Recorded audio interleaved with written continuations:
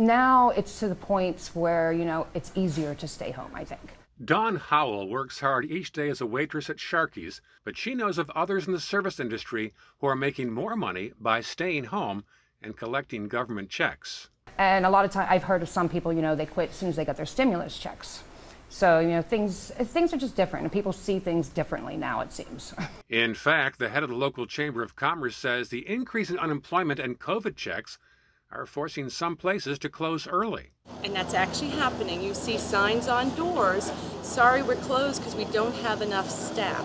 She says business owners are doing more with less. How bad has it gotten? Well, the owner of this restaurant says he's been flipping more burgers than ever in his career. And the top man at Culver's says for some places, all this overtime is adding up.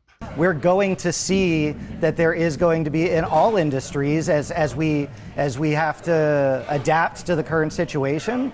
The only way to make up for the extra costs is to pass that on to the consumer. That's why area Congressman Greg Steube held this roundtable discussion with local business leaders.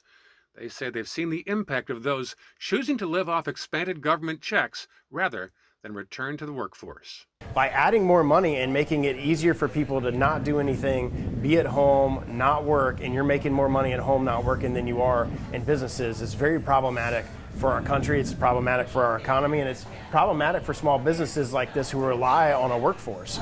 Besides voting against those COVID bills, is there more that you can do?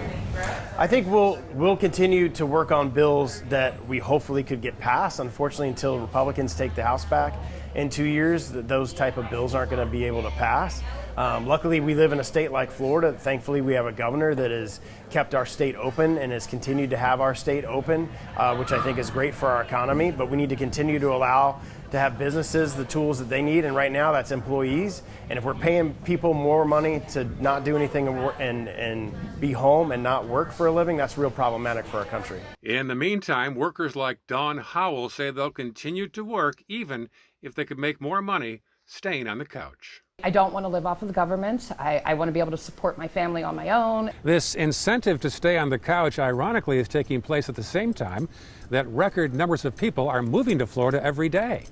Congressman Steube just hopes they're bringing their resumes. In Sarasota County, I'm Ray Collins.